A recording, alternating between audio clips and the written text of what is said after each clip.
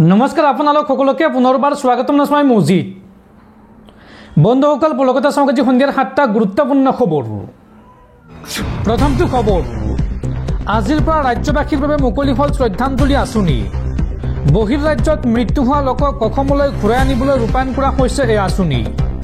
এতিয়াৰ পৰা বহিৰ্ৰাজ্যত অসমৰ কোনো লোকৰ মৃত্যু হলে তৎক্ষণাৎ ফোন কৰক 112 নম্বৰত, অৰ্থাৎ 112 এই নম্বৰত ফোন কৰক আৰু তাৰ পিছতে অসম চৰকাৰে সেই মৃতদেহ অসমলৈ সসন্মানে ঘূৰাই আনিব। পৰৱৰ্তী খবৰ ৰাজ্যৰ লাখ লাখ মহিলালৈ ভাল খবৰ। কাইলৈৰ পৰা আৰম্ভ হ'ব অৰুণোদয় 3.0। ৰাজ্যৰ 30 লাখ আই মাতৃয়ে পাব অৰুণোদয় আঁচনিৰ ধন। লগতে জীৱিকা সখী বাইদেউসকলে পোনপটীয়াকৈ পাব অৰুণোদয় আঁচনিৰ ধন। অসমৰ 14,000 সখী বাইদেউ উপকৃত হ'ব এই আঁচনিৰ দ্বাৰা। ৰাজ্যিক কেবিনেট বৈঠকৰ অন্তত এই ঘোষণা মুখ্যমন্ত্ৰী হিমন্ত বিশ্ব শৰ্মাৰ। পৰৱৰ্তী খবৰ ক্ষিপ্ৰগতিত চলিছে জুবিন গাৰ্গৰ ৰহস্যজনক মৃত্যুৰ তদন্ত। আৰু শেহতীয়াকৈ জুবিন গাৰ্গৰ মৃত্যুক লৈ পোহৰলৈ আহিছে বিস্ফোৰক তথ্য। জুবিন গাৰ্গৰ দেশৰক্ষীৰ বেংক একাউণ্টত লেনদেন হৈছিল বৃহৎ পৰিমাণৰ ধন। 1 কোটিৰো অধিক টকাৰ লেনদেন হৈছিল জুবিন গাৰ্গৰ দেশৰক্ষীৰ বেংক একাউণ্টত। ক্ষিপ্ৰগতিত চলিছে জুবিন গাৰ্গৰ ৰহস্যজনক মৃত্যুৰ তদন্ত প্ৰক্ৰিয়া। জুবিন গাৰ্গৰ মোবাইলত SITয়ে পাইছে বহু চাঞ্চল্যকৰ তথ্য। জুবিন গাৰ্গৰ দেশৰক্ষীৰ বেংক একাউণ্টত লেনদেন হৈছিল বৃহৎ পৰিমাণৰ ধন। প্ৰায় 1 কোটিৰো অধিক ধনৰ লেনদেনৰ তথ্য লাভ SITৰ। আৰু সেই তথ্যৰ ভিত্তিত বহু লোকক মতা হৈছে CIDৰ কাৰ্যালয়লৈ। ইফালে ছিংগাপুৰৰ ঘটনা সন্দৰ্ভত ইজনৰ পিছত সিজনক CIDলৈ তলব কৰা হৈছে। CIDৰ কাৰ্যালয়ত আজি ভাষ্য সংগ্ৰহ কৰা হৈছে বিভিন্নজনৰ। SIT আজি ভাষ্য সংগ্ৰহ কৰে অভিমন্যু তাঁতী আৰু ঋতু প্ৰয়াগ গাৰ্গৰ। উল্লেখযোগ্য যে জুবিন গাৰ্গৰ জোনালীৰ ষ্টুডিঅ'ৰ কেয়াৰটেকাৰ অভিমন্যু তাঁতী। আৰু ইতিমধ্যে CIDত হাজিৰ হৈছে জুবিনৰ সৈতে গান গোৱা প্ৰাৰ্থনা বৰা। জুবিন গাৰ্গৰ সৈতে সঘন যোগাযোগত আছিল এইগৰাকী প্ৰাৰ্থনা বৰা। লগতে পৰিস্মিতা দত্ত আৰু সাধন দাস নামৰ 2 যুৱক যুৱতীকো তলব CIDৰ। দৰ্শকসকল আৰু বহুতো গুৰুত্বপূৰ্ণ খবৰ আছে। তাৰ আগতে আপোনাক জনাওঁ যে যদি আপুনি এতিয়ালৈকে এইটো ভিডিঅ'ত লাইক কৰা নাই তেন্তে এতিয়াই ভিডিঅ'টোত লাইক কৰি দিয়ক। আৰু এনেকুৱা ধৰণৰ ভিডিঅ'সমূহ নিতৌ চাবলৈ চেনেলটো ছাবস্ক্ৰাইব কৰি কাষত থকা বেল আইকনটো প্ৰেছ কৰি ৰাখক। পৰৱৰ্তী খবৰ দেশৰ আটাইতকৈ সুন্দৰ হাস্পাতাল হ'ব গুৱাহাটী মেডিকেল কলেজ হাস্পাতাল চমুকৈ GMCH। GMCHৰ ঠাইত নিৰ্মাণ হ'ব অত্যাধুনিক ভৱন। আৰু এই ভৱন নিৰ্মাণৰ বাবে অনুমোদন দিয়া হৈছে 4,257 কোটি টকাৰ। একেলগে 5,000 ৰোগীক চিকিৎসা কৰা হ'ব এই ভৱনত। সংবাদমেল পাতি এই ঘোষণা মুখ্যমন্ত্ৰী হিমন্ত বিশ্ব শৰ্মাৰ। পৰৱৰ্তী খবৰ উচ্চতম ন্যায়ালয়ৰ মুখ্য ন্যায়াধীশ BR গোভাইক আক্ৰমণৰ চেষ্টা। CJI BR গোভাইক অপদস্থ এজন অধিবক্তাৰ। অভিযুক্ত অধিবক্তা ৰাকেশ কিশোৰক জিম্মাত লৈছে আৰক্ষীয়ে। সনাতন ধৰ্মক অপমান কৰাটো সহ্য কৰা নহ'ব বুলি কৈ আক্ৰমণৰ চেষ্টা অধিবক্তাগৰাকীৰ। পৰৱৰ্তী খবৰ লকআপত থকা স্বামীক লগ কৰিবলৈ আহি বিপদত শ্যামকানু মহন্তৰ পত্নী অনিতা ডেকা মহন্ত। অভিযুক্ত শ্যামকানু মহন্তৰ পত্নী অনিতা ডেকা মহন্তক SITৰ জেৰা। প্ৰথমবাৰৰ বাবে SITৰ জেৰাৰ সন্মুখীন হৈছে অনিতা ডেকা মহন্ত। উল্লেখযোগ্য যে জুবিন গাৰ্গৰ মৃত্যুৰ সময়ত স্বামীৰ সৈতে ছিংগাপুৰত আছিল এইগৰাকী অনিতা ডেকা মহন্ত। আৰু স্বামীক লগ কৰিবলৈ আহি প্ৰথমবাৰলৈ জেৰাৰ সন্মুখীন হৈছে এইগৰাকী শ্যামকানু মহন্তৰ পত্নী অনিতা ডেকা মহন্ত।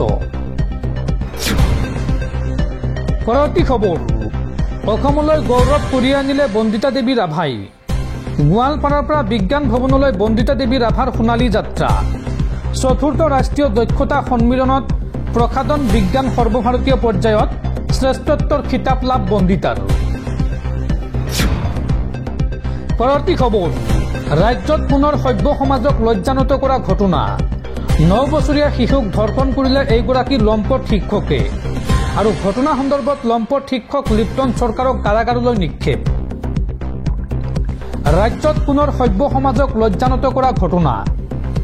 এইবাৰ 9 বছৰীয়া শিশুৰ সৈতে অপকৰ্ম শিক্ষক লিপ্টন চৰকাৰৰ। চৰকাৰী শিক্ষকৰ অপকৰ্মৰ বলি এগৰাকী 9 বছৰীয়া শিশু আৰু এই সন্দৰ্ভত আৰক্ষীৰ জালত পৰিছে অভিযুক্ত শিশু নিৰ্যাতনকাৰী লিপ্টন চৰকাৰ।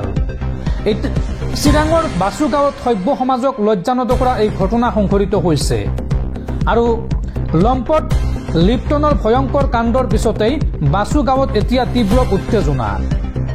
বাছুগাঁও আৰক্ষীয়ে গ্ৰেপ্তাৰ কৰিছে লম্পট শিক্ষকজনক আৰু ইতিমধ্যে কাৰাগাৰলৈ প্ৰেৰণ কৰিছে শিশু নিৰ্যাতন চলোৱা লিপ্টন চৰকাৰক।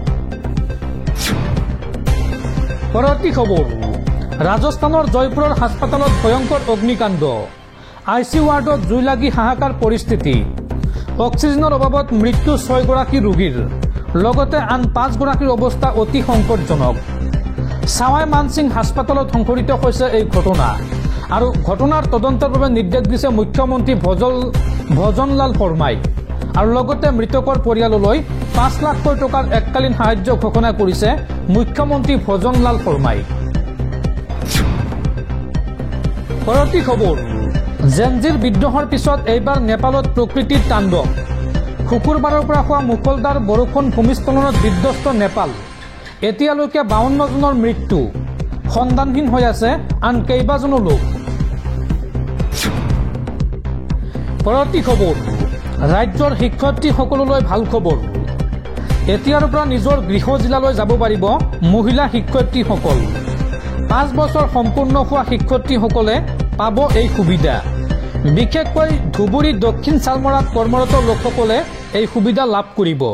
ধুবুৰী দক্ষিণ চালমৰাত যিসকল মহিলাই 5 বছৰ শিক্ষকতা কৰিছে সেই মহিলাসকলে এতিয়া যাব পাৰিব নিজৰ গৃহ জিলালৈ। কেবিনেট বৈঠকৰ অন্তত এই বৃহৎ ঘোষণা কৰিছে মুখ্যমন্ত্ৰী হিমন্ত বিশ্ব শৰ্মাই। পৰৱৰ্তী খবৰ, দেশবাসীলৈ আন এক উদ্বেগজনক খবৰ। দেশৰ মুঠ সম্পত্তিৰ আধা মাত্ৰ 1687 জন লোকৰ হাতত। আৰ্থিক বৈষম্যৰ বাবে মোদীৰ নীতিক জগৰীয়া বিৰোধীৰ। সমগ্ৰ ভাৰতবৰ্ষৰ আধা সম্পত্তিৰ মালিক মাত্ৰ 1687 জন লোক। শেহতীয়াকৈ M3M হাৰুণ ইণ্ডিয়াই ভাৰতৰ আটাইতকৈ ধনী নাগৰিকৰ তালিকা প্ৰকাশ কৰিছে। এই তালিকাত থকা 1687 জন লোকৰ ভিতৰত 284 জনৰ নাম প্ৰথমবাৰৰ বাবে বিলিয়নাৰ হিচাপে সংযোজন কৰা হৈছে।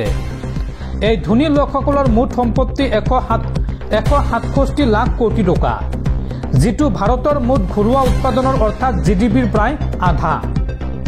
এই প্ৰতিবেদনৰ পিছতে বিৰোধীয়ে মোদী চৰকাৰক লক্ষ্য কৰি লৈছে। এইদৰে অধিকাংশ ধন সম্পত্তি মুষ্টিমেয় লোকৰ হাতত কেন্দ্ৰীভূত হোৱাৰ বাবে মোদী চৰকাৰৰ অৰ্থনৈতিক নীতিকে দোষাৰোপ কৰিছে বিৰোধীয়ে। বিৰোধীয়ে দাবী কৰিছে যে দেশৰ আধা সম্পদ যদি এইদৰে 2-এজনৰ হাতলৈ যায় তেন্তে ই কেৱল অৰ্থনীতিৰ বাবেই সমস্যাই নহয়, গণতন্ত্ৰৰ আত্মাৰ ওপৰতো প্ৰত্যক্ষ আঘাত। দেওবাৰে কংগ্ৰেছৰ সাধাৰণ সম্পাদক জয়ৰাম ৰমেশে নিজৰ এক্স হেণ্ডেলত এই সন্দৰ্ভত লিখিছে যে ভাৰত এতিয়া বিলিয়নাৰৰ নতুন হাব হৈ পৰিছে। প্ৰতি বছৰে দেশত ধনী মানুহৰ সংখ্যা বৃদ্ধি পাবলৈ ধৰিছে। এখনৰ পিছত এখন প্ৰতিবেদনে ভাৰতত সম্পদ মুষ্টিমেয় কেইজনমানৰ ভঁৰালত জমা হোৱাৰ প্ৰৱণতাৰ সতৰ্কবাণী দিয়ে। অথচ কোটি কোটি ভাৰতীয়ই দৈনন্দিন খাদ্যমুঠি যোগাৰৰ বাবে সংগ্ৰাম কৰি আছে বা সংগ্ৰাম কৰিবলগীয়া হৈছে। বিৰোধীয়ে লগতে দাবী কৰিছে যে মোদী চৰকাৰৰ নীতিৰ বাবেই এই অৰ্থনৈতিক বৈষম্যৰ সৃষ্টি হৈছে। প্ৰধানমন্ত্ৰী নৰেন্দ্ৰ মোদীৰ চৰকাৰৰ নীতিয়ে উদ্যোগপতি বন্ধুসকলক সুবিধা কৰি দিছে, ফলত সাধাৰণ মানুহৰ বাবে উপাৰ্জনৰ সুযোগ ক্ৰমাগতভাৱে কমি আহিছে। বিৰোধীৰ মতে আকাশলংঘী মূল্য এই সমস্যাৰ সৈতে জড়িত, ফলত কৰ্মচাৰীসকলৰ সঞ্চয় নহয়, ঋণৰ জালত আবদ্ধ হৈ পৰিছে। শিক্ষা আৰু স্বাস্থ্যৰ ক্ষেত্ৰত বিনিয়োগ কমি আহিছে। সামাজিক সুৰক্ষাৰ আঁচনিসমূহ দুৰ্বল হৈ পৰিছে। এনে পৰিপ্ৰেক্ষিতত বিৰোধীয়ে চৰকাৰৰ বিৰুদ্ধে অভিযোগ উত্থাপন কৰিছে যে চৰকাৰে 100দিনীয়া কৰ্ম আঁচনিৰ দৰে প্ৰকল্পক ফপলা কৰি তুলিছে। তেওঁলোকৰ মতে 100দিনীয়া কৰ্ম আঁচনিখনে কোটি কোটি লোকক সামাজিক আৰু আৰ্থিক সুৰক্ষা প্ৰদান কৰিবলৈ সক্ষম হৈছিল। এতিয়া এই আঁচনিখন বন্ধ হোৱাৰ পথত আগবাঢ়িছে। তেওঁলোকে লগতে অভিযোগ কৰে যে ক্ষুদ্ৰ আৰু মজলীয়া উদ্যোগ ভাৰতীয় অৰ্থনীতিৰ মেৰুদণ্ড, কিন্তু এই খণ্ডটো এতিয়া বিপদত পৰিছে।